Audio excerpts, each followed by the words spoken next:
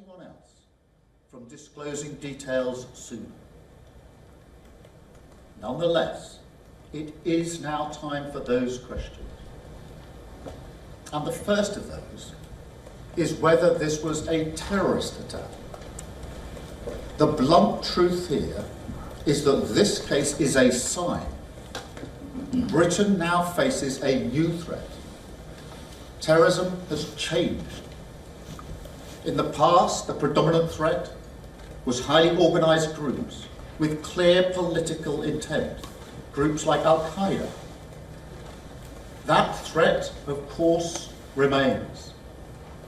But now, alongside that, we also see acts of extreme violence perpetrated by loners, misfits, young men in their bedroom, accessing all manner of material online, desperate for notoriety. Sometimes inspired by traditional terrorist groups, but fixated on that extreme violence, seemingly for its own sake. Now, it may well be that people like this are harder to spot, but we can't shrug our shoulders and accept that. We can't have a national security system that fails to tackle people who are a danger to our values, our security, our children.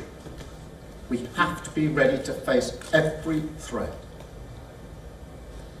When I look through the details of this case, the extreme nature of the violence, the meticulous plan to attack young children in a place of joy and safety, violence clearly intended to terrorise, then I understand why people wonder what the word terrorism means.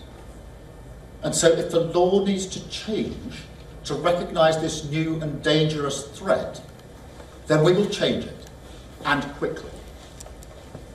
And we will also review our entire counter-extremist system to make sure we have what we need to defeat it.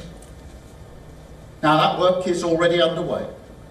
I've tasked Sir David Anderson Casey, the new independent Prevent Commissioner, to hold this system to account, to shine a light into its darkest corners, so the British people can have confidence that action will follow words. But I have to say, to face up to this new threat, there are also bigger questions. Questions such as how we protect our children from the tidal wave of violence freely available online.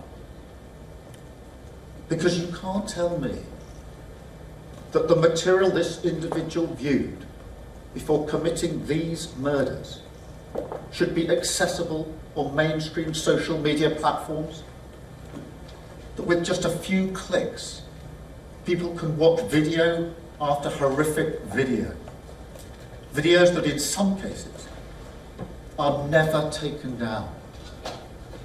No, that cannot be right.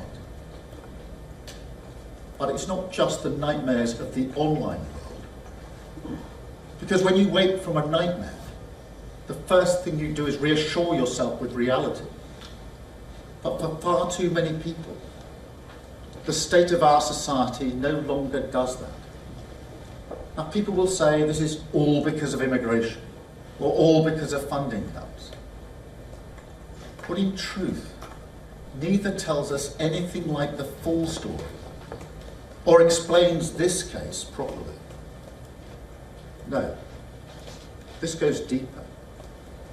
A growing sense that the rights and responsibilities that we owe to one another, the set of unwritten rules that hold a nation together, have in recent years been ripped apart. Children who've stopped going to school since the pandemic. Young people who've opted out of work or education. More and more people retreating into parallel lives, whether through failures of integration or just a country slowly turning away from itself. Wounds that politics, for all that it may have contributed, must try to heal. Thirdly, there are also questions about the accountability of the Whitehall and Westminster system.